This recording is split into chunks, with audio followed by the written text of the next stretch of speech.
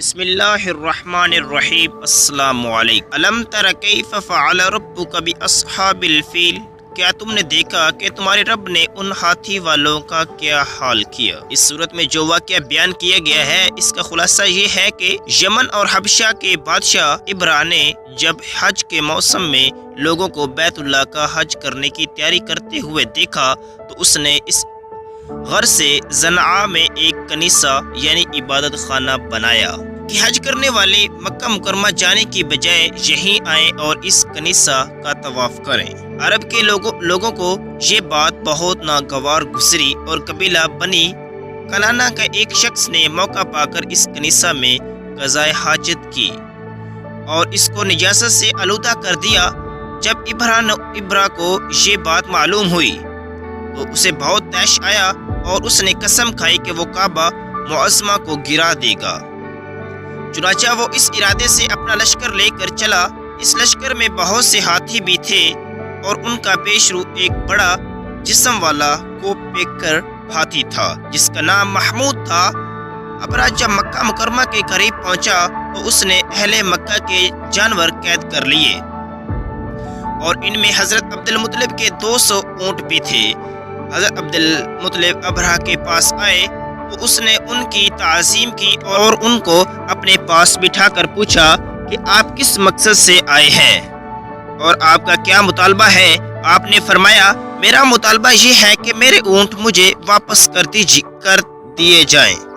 ابرا نے کہا مجھے آپ کی بات سن کر بہت تعجب ہوا کہ میں اس خانہ کعبہ کو ڈھانے کے لیے یہاں آیا ہوں جو آپ کا اور آپ کے باپ دادا کا معظم و محترم مقام ہے۔ آپ اس کے لیے تو کچھ نہیں کہتے اور اپنے اونٹوں کی واپسی کا مطالبہ کر رہے ہیں۔ آپ نے فرمایا میں اونٹوں ہی کا مالک ہوں، اس لیے انہی کے بارے میں کہتا ہوں اور کعبہ کا جو مالک ہے وہ خود اس کی حفاظت فرمائے گا۔ یہ سن کر ابراہیم نے آپ کے اونٹ واپس کر دیے۔ حضرت عبد المطلب نے واپس آ کر قریش کو صورتحال سے آگاہ کیا اور انہیں مشورہ دیا کہ وہ پہاڑوں کی گھاٹیوں اور چوٹیوں میں پناہ گزین ہو جائیں۔ چنانچہ قریش نے ایسا ہی کیا اور حضرت عبد المطلب نے کعبہ کے دروازوں پر پہنچ کر بارگاہ الہی میں کعبہ کی حفاظت کی دعا کی اور دعا سے فارغ ہو کر آپ بھی قوم کی طرف چلے گئے۔ ابرا نے صبح تڑکے اپنے لشکر کو تیاری کا حکم دیا تو اس وقت محمود نامی ہاتھی کی حالت یہ تھی کہ جب اسے کسی اور طرف چلاتے تو چلتا تھا لیکن جب کعبہ کی طرف اس کا رخ کرتے تو وہ بیٹھ جاتا تھا۔ اللہ تعالیٰ نے ابرا کے لشکر پر سمندر کی جانب سے پرندوں کو فوجیں بھیجی اور ان میں سے ہر پرندے کے پاس 3 کنکریاں تھیں،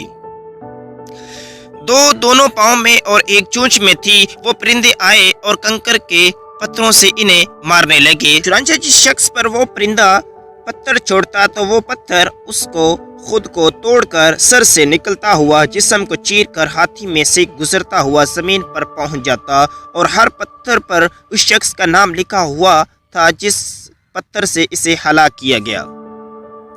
اس طرح ان پرندوں نے ابرا کے لشکروں کو جانوروں کے کھائے ہوئے بھوسے کی طرح کر دیا۔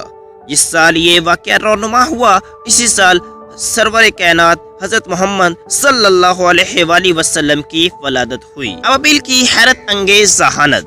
ابابیل کی سب سے زیادہ دشمنی چمگادڑ سے ہے، لہذا چمگادڑ اکثر اس کے بچوں کی گھات میں لگا رہتا ہے۔ اس لیے ابابیل جب اپنے بچے نکالتی ہے تو اپنے گھونسلوں میں اجوین کے پودوں کی لکڑیاں لا کر رکھ دیتی ہے۔ ان لکڑیوں کی خوشبو سے چمگادڑ گھونسلے کے قریب بھی نہیں آتی اور اس کے بچے چمگادڑوں سے محفوظ رہتے ہیں۔ ابابیل پرانے گھونسلوں میں تب تک بچے نہیں نکالتی جب تک کہ نئی مٹی سے گھونسلے کو لیپ نہ لے اور اپنا گھونسلہ عجیب و غریب طریقے سے بناتی ہے۔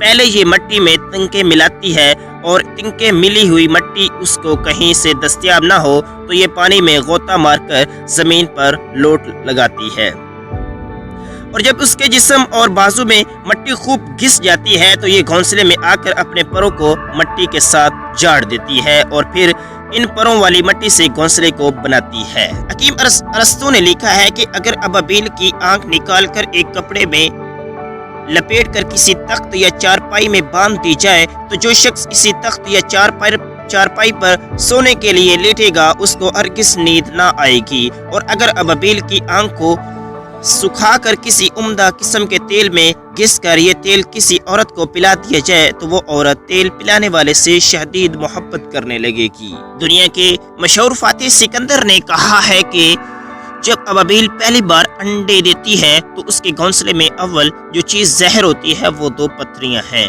दोनों सफेद होती हैं, दोनों सफेद नहीं होती, एक सफेद और दूसरी सुर्ख होती है। उनकी ख्वाहिश ये उनकी शनाख्त ये है कि अगर उनकी ख्वाहिश ये है कि अगर सफेद पत्री किसी मिर्गी वाले मरीज पर रख दी जाए तो उसको फौरन होश आ जाएगा। अगर महकूद यानी जिसकी जबान में गिरहा यानी गूंगा हो उस पत्री को अपने पास रखे तो उनकी जबान की गिरे खुल जाएगी और वो बोलने पर कादिर हो जाएगा। और सुर्ख पत्री की तासीर ये है कि असर बोल का मरीज उसको अपनी गर्दन में डाल ले तो बहुत जल्द उस मर्ज से शफा पा जाएगा। रिसाला कसीरी के बाबुल मजना के आखिर में लिखा है कि हज़रत सुलेमान अलैहिस्सलाम के महल पर एक मर्तबा अबाबील अपनी मादा से जुफ्ती की ख्वाहिश कर रहा था।